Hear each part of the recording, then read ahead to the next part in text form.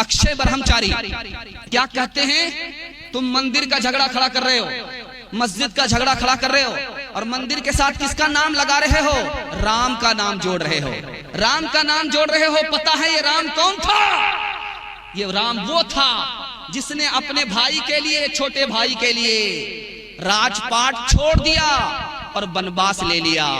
अगर तुम राम के नाम लेवा हो तो क्या अपने छोटे भाई मुसलमान के लिए मस्जिद नहीं छोड़ सकते? तो फिर राम मंदिर का झगड़ा क्यों खड़ा करते हो? छोड़ के अपने महल तो महले, जंगल जंगल फिरना, औरों के सुख चैन की खातिर हर संकट में घिरना है। यही राम के लेख की रेखा, आ गया अब विश्वास। जब जब राम ने जन्म लिया तब तब पाया वनवास। 1788 में जोसेफ तफन थलर ने सबसे पहला शोषा छोड़ा। हिंदू मुसलमान को बिल्ली बनाओ, बंदर बन करके हुकूमत करो, डिवाइड एंड रूल, लड़ाओ और हुकूमत करो। उसने पहला शोषा छोड़ा। शोषा क्या था? जिस जगह मस्जिद है वहां राम पैदा हो सकते हैं। इन्होंने कहा हो सकते हैं और इन्होंने कहा कि हैं। ध्यान दीजिएगा, दूसरे नमूने को ध्यान में रखिए। एक अंग्रेज था, उसका नाम था कन्निघम। इसने 1857 के बाद क्या लिखा कि बाबर ने मंदिर को तोड़ा, मंदिर तोड़ करके मस्जिद बनाई, और जिस वक्त मंदिर को तोड़ा जा रहा था, मस्जिद बनाई जा रही थी, 1,74,000 हिंदुओं को कत्ल किया और उसके खून को बाबरी मस्जिद के मिट्टी गारे में मिलाया।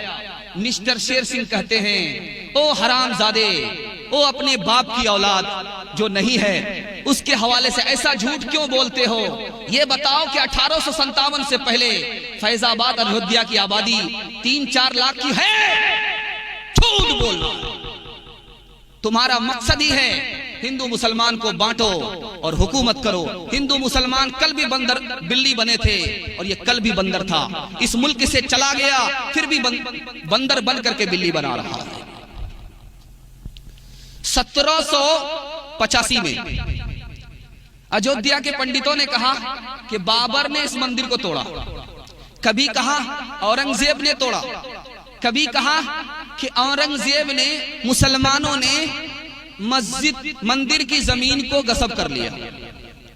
1975 में एसपी गुप्ता ने कहा वहां मंदिर था, 84 खंभे थे, सबको तोप से उड़ा दिया, सिर्फ 14 बाकी रह गए, सिर्फ 14 बाकी रह गए। मुसलमानों, 3 लोगों ने मस्जिद को तोड़ा और 3 वजह से मस्जिद चली गई, और मुसलमान मस्जिद को गंवा बैठे अपनी गफलत और कोताही की वजह से। मैं जायजा लेने के लिए मैं आपसे सवाल करना चाह रहा हूं। 1785 में यह शोषा चला था, 3 बार बाबरी मस्जिद पर हमले हुए। 1949 में मूर्ति रखी गई, 1986 में मस्जिद का ताला खोला गया, 1989 में पूजा पाठ की इजाजत दे दी गई, 1992 में मस्जिद को तोड़ दिया गया। मैं आपसे सवाल करना चाहता हूं, 1785 में यह मसला खड़ा हुआ था कि यह मंदिर था, इसको तोड़ करके मस्जिद बनाया गया, और ये मस्जिद मंदिर पर है। यह मसला 1785 में खड़ा हुआ था। मुसलमान सो रहा था। मुसलमान कब जागता है? 1986 में। बाबरी मस्जिद एक्शन कमेटी कब बनती है? 1986 में। कायदा है, सुने घर में बकरी सवासीन, जो सोता है वो खोता है, जो जागता है वो पाता है। कैसी तरक्की कैसा मेल, हमसे सुन लो इसका खेल, हमसे सुन लो इसका खेल। कैसी तरक्की कैसा मेल, हमसे सुन लो इसका खेल। जिसकी लाठी उसकी भैंस, जिसकी लाठी उसकी भैंस, फेलुन फेलुन फेलुन फेल, फेलुन फेलुन फेलुन फेल।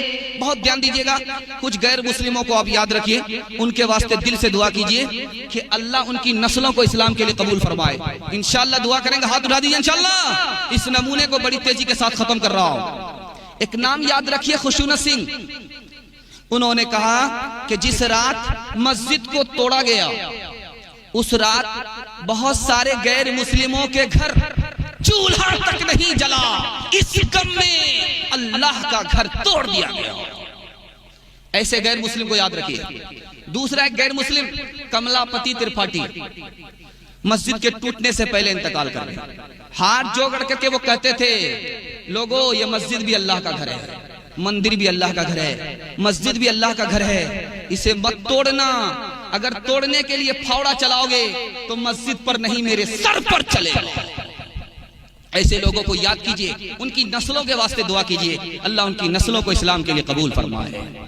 तीसरा नाम याद रखिए, मुरारजी भाई देसाई। मुरारजी भाई देसाई सोमनाथ के ट्रस्टी थे, सोमनाथ मंदिर चलाते थे। सोमनाथ के बगल में छोटी सी मस्जिद थी, वीरान थी, आजान भी नहीं होती थी, नमाज भी नहीं होती थी। उन्होंने मुसलमान से हाथ जोड़ करके कहा कि मुसलमानों, मुझे एक मौजिन दे दो, मैं पैसा दूंगा। मुझे एक इमाम दे दो, मैं पैसा दूंगा। मैं चाहता हूं कि जिस तरह मंदिर आबाद है उसी तरह अल्लाह का घर आजान से और नमाज से आबाद हो।